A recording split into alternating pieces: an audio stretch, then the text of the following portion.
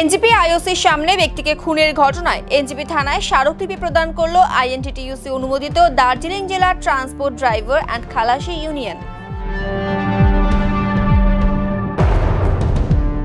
এদিন IOC road থেকে বিশাল মিছিল করে এনজিপি থানায় আসেন সংগঠনের সদস্যরা।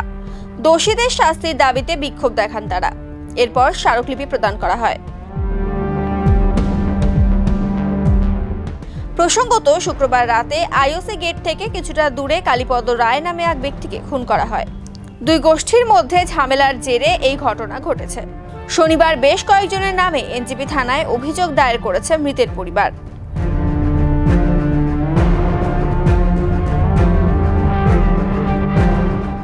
এদিন Siliguri town block ৩ INTTUC new Jalpaiguri শাখার সভাপতি সুজয় সরকার বলেন, প্রশাসনের গাফিলতির জন্য আজ এই ঘটনা ঘটেছে। গতকালের ঘটনায় যারা জড়িত তারা যাতে শাস্তি পান এই দাবি জানানো হলো। দোষীদের শীঘ্রই গ্রেফতারের দাবি জানান তিনি। গতকাল রাতে আপনারা প্রত্যেকে অবগত আছেন যে একটা আইওসি সংলগ্ন এলাকায় একটা মার্ডার হয়ে যায়। রাতের অন্ধকারে একজন ব্যবসায়ীকে রাতের অন্ধকারে কিছু দুষ্কৃতিকারী খুন করেন।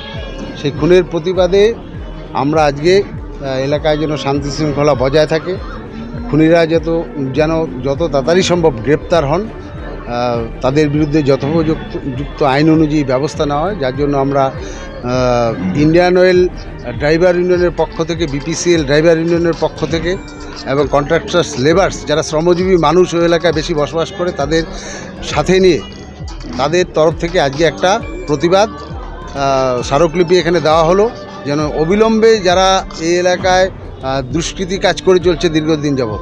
আমরা এর আগেও প্রশাসনকে জানিয়েছি, ওখানে একটা বড় অংশে শ্রমিক সম্প্রদায়ের মানুষ বসবাস করেন। ওখানে এই দুষ্কৃতিকারীরা প্রায়শই প্রতিনিয়ত শ্রমিকদের উপর হামলা চালায়, তাদেরকে ভয় দেখায়, শাসিয়ে নির্যাতন দীর্ঘদিন চালিয়ে যাচ্ছে। আমরা প্রশাসনকে এর আগেও মৌখিকভাবে বারবার জানিয়েছি যে এলাকা উত্তপ্ত হচ্ছে, আপনারা ব্যবস্থা নিন। আমি এটা এই ক্ষেত্রে বলতে আমার দ্বিধা নেই, প্রশাসনের গাফিলতির জন্যই আজকে এত বড় ঘটনাটা ঘটেছে। আমি 2-3 বার প্রশাসনকে জানিয়েছি। ওই এলাকায় যারা শ্রমজীবী মানুষ আছে তারা আমার কাছে এসে বলছে যে কয়েকজন স্পেসিফিক দুষ্কৃতিকারী কাউকেই মানছে না, প্রশাসনকে পাত্তাই দিচ্ছে না। তা আজকে তার ফল এই গতকালকে খুন হয়ে যাওয়া একজন ব্যক্তি। সিন্ডিকেট চলছিল নাকি আমি জানি না, কারণ সেটা প্রশাসনের দেখার ব্যাপার। কোনো যদি সিন্ডিকেট চলে থাকে সেটা প্রশাসন আছে, প্রশাসন দেখবে।